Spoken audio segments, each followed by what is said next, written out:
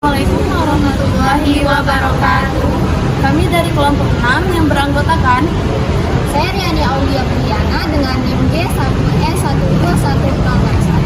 saya Salsabila Uliamji dengan NIM G1E12106. Saya Pinayut Pria dengan NIM G1E12119. Saya Indah Setiawan Sofian dengan NIM G1E12123. Saya Dea Aprilia Putri dengan NIM G1E12106.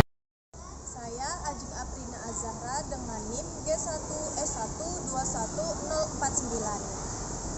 Kami sekarang sedang berada di Masjid Agung Al-Falah, Kota Jambi atau sering disebut dengan Masjid Seribu Tiang. Masjid Agung Al-Falah ini terletak di Jalan Sultan Toha, tepatnya di nomor 60 Lego, Kecamatan Telanetira, Kota Jambi, Provinsi Jambi. Dengan lokasi masjid ini yang berada di tengah kota, membuat wisatawan dapat dengan mudah menemukannya. Selain bisa menggunakan kendaraan pribadi, terdapat beberapa transportasi umum yang bisa dipilih untuk pengunjung menuju ke sini. Karena fondasi tiangnya yang berada hampir di seluruh bangunan, masjid ini memiliki konsep bangunan tanpa sekat, jendela dan pintu, serta terdapat banyak tiang yang tahan terhadap guncangan gempa. Beberapa fasilitas yang terdapat pada masjid ini antara lain seperti kipas angin, speaker, Al-Quran, kotak amal, serta mukena. Tempat duduk serta toiletnya cukup luas dan sangat besar. Airnya juga lancar serta bersih sehingga orang-orang yang datang merasa nyaman beribadah di masjid ini. Selain itu, lingkungannya juga aman dan asri, serta tempatnya yang bersih dan nyaman membuat warga nyaman beribadah di masjid Al-Quran.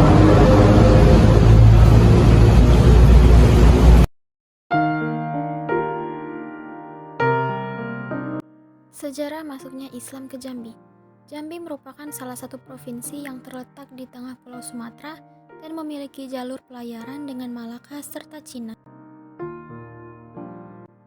Dari sumber lokal diketahui bahwa orang yang pertama membawa Islam ke Jambi adalah seorang berkebangsaan Turki bernama Ahmad Salim, yang merupakan seorang saudagar yang diutus oleh ayahnya dari Turki untuk melakukan perdagangan ke Asia atau Jambi pada abad ke-15 Masehi.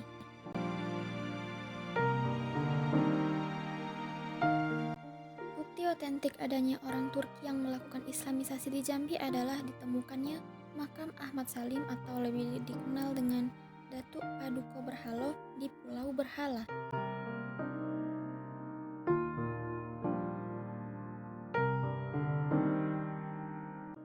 Ahmad Salim diberi gelar Datuk Paduka Berhalo karena beliau memusnahkan berhala-berhala yang dipuja masyarakat Jambi yang ditempatkan di Pulau Berhala. Beliau kemudian menikah dengan salah seorang putri dari Raja Aditya Warman yang beragama Buddha dan dikenal dengan gelar Putri Selaras Pinang Masak yang kemudian menganut agama Islam. Setelah itu, Ahmad Salim mulai mengembangkan agama Islam dan mengikis pengaruh agama Buddha. Dalam versi lain diceritakan bahwa Ahmad Salim atau Datuk Paduka Berhalo mempunyai anak yang bernama Orang Kayu Hitam.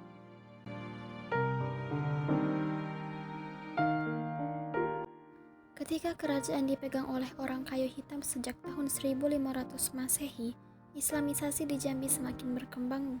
Sebagai seorang raja, ia berhasil menyebarluaskan agama Islam di tanah Melayu Jambi dengan mengembangkan semboyan adat bersendi syarak bersendi kitabullah, syarak mengatur adat memakai.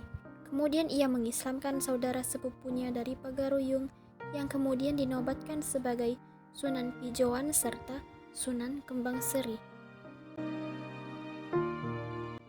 Setelah kekuasaan Orang Kayu Hitam berakhir pada tahun 1515 Masehi, kekuasaan negeri Melayu Jambi diteruskan oleh putranya yang bernama Pangeran Hilang di Aek yang bergelar Penembahan Rantau Kapas 1515 sampai 1560. Setelah beliau berhasil membangun pondasi Islam, akhirnya pada abad ke-17 Masehi berdirilah Kesultanan pertama di Jambi yang berdasarkan Islam dengan raja pertamanya Sultan Abdul Qahar.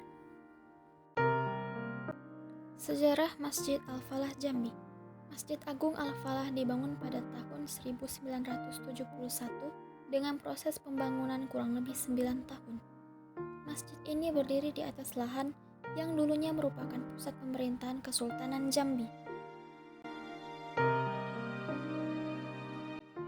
Menurut sejarawan setempat, pada masa Kesultanan Jambi, tanah tersebut merupakan istana Tanah Pilih. Tempat di mana Masjid Agung Al-Falah berdiri juga menjadi saksi akan sejarah perjalanan Provinsi Jambi di masa lalu. Pada saat Sultan Taha Syaifuddin diangkat sebagai Sultan di Kesultanan Jambi menggantikan sang ayah, beliau membatalkan seluruh perjanjian dengan pihak Belanda karena dinilai sangat merugikan Kesultanan Jambi.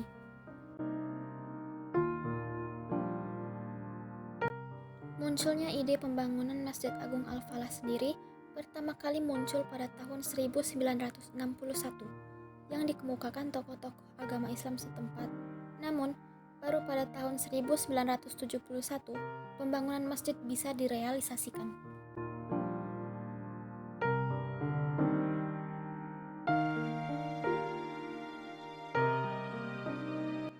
Pada tahun 1980, pembangunan masjid pun akhirnya rampung dan diresmikan oleh Presiden Soeharto pada tanggal 29 September 1980. Penamaan Masjid Agung Al-Falah sendiri, yang dalam bahasa Indonesia berarti kemenangan, memiliki dua arti. Dari segi agama, kemenangan bisa dicapai apabila umat muslim senantiasa meningkatkan keimanan serta ketakwaan.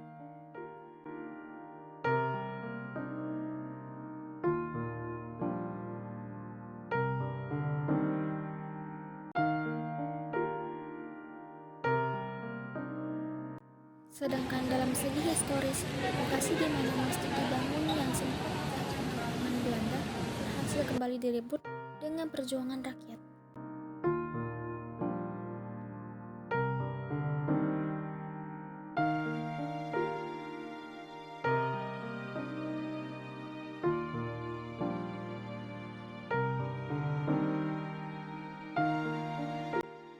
Masjid Agung Al-Falah berdiri pada luas lahan yang mencapai 2,7 hektar dan memiliki luas bangunan 6.400 meter persegi, serta diperkirakan mampu menampung hingga 10.000 jemaah sekaligus.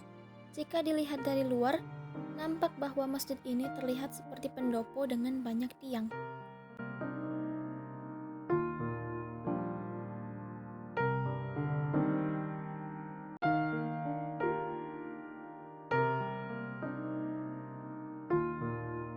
Sebuah kubah besar terlihat di atap masjid yang menambah kesan megah dari sebuah bangunan religi.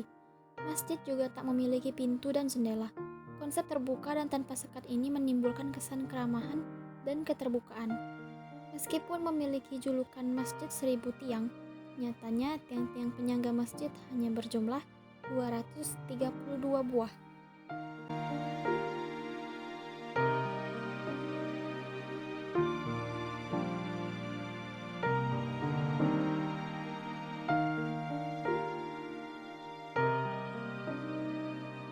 Kubah masjid nampak indah dengan adanya kaligrafi yang terbuat dari kaca.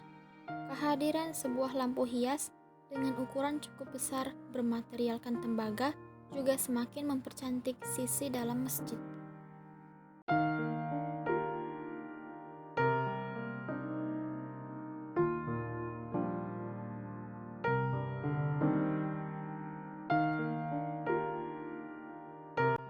Pada sisi mihrab, Masjid Agung Al-Falah ini dihiasi dengan aneka kaligrafi yang terbuat dari kuningan dan tembaga. Bagian kanan mihrab terpatri kaligrafi yang bertuliskan asma Allah Subhanahu wa Ta'ala. Sedangkan pada sisi kiri berhiaskan kaligrafi Nabi Muhammad SAW. Pada kiri dan kanan mihrab terdapat pula kaligrafi bertuliskan 4 sahabat Nabi.